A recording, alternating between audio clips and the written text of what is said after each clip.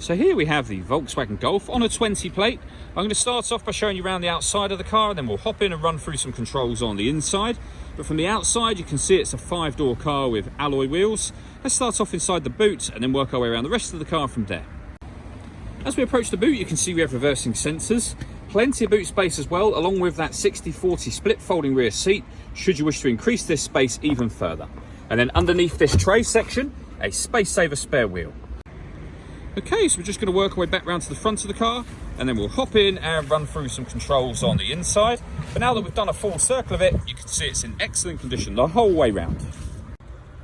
Just briefly before we climb in, I think it's well worth seeing the interior from this exterior point of view. There's plenty to run through on the dashboard, so let's hop in and we'll do that now. Okay, now that we're inside the car, we're going to start with the dials. On the left-hand side, we have the rev counter, and on the right-hand side, the speedometer and fuel gauge. In the middle, you can see the total miles for this car, which are 1,447.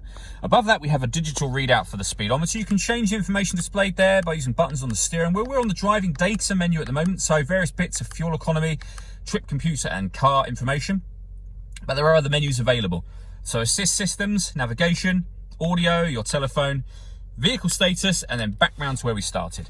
The buttons I was using to do that are just here. We've also got phone controls and stereo controls over that side. Stereo controls continue on the left, along with cruise control, and this button in the middle. Once you set cruise control, hit that button, this car is able to maintain its own distance between itself and the car in front. So if the car in front slows down, this car would slow down. If it speeds up, this one will speed up, but only to the limit that you'd set the cruise control at. Over in the center, we have the touchscreen for the car. So this is where, amongst other things, you can pair your phone. It's where you can access your radio, and you'll see that this car has got DAB, FM and AM radio. If you want to listen to your own music, you can do.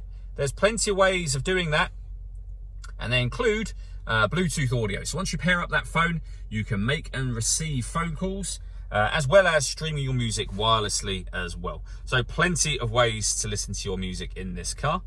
If we go back to the main menu, you'll see we've got satellite navigation. There's a full video showing how that works on both our website and also on our YouTube channel. Working our way down, we have dual zone climate control. So you can adjust the passenger and driver temperatures. You can increase and decrease the fan speed. When you're happy with those settings, this button turns the air conditioning off. In this case, it's already on, so off, back on again. Or hit auto. The car will now take control of the fan speed and the direction of the air to maintain the temperatures you've asked for. To override it, readjust the fans, put it back on your own setting there.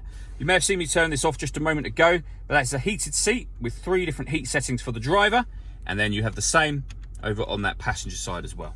This cubbyhole section opens up, so you have some storage and a USB input, a 6-speed manual gearbox. This button turns the parking sensors on and off, and this one turns off the stop and start. This car is designed to cut out when it's stationary in traffic to save you fuel. I've just turned that system off. All that leaves me to say is thank you for taking the time to watch this video. If you'd like to come and see the car for yourself and have a test drive, please feel free to call any of our MJA sites. We'd love to hear from you soon.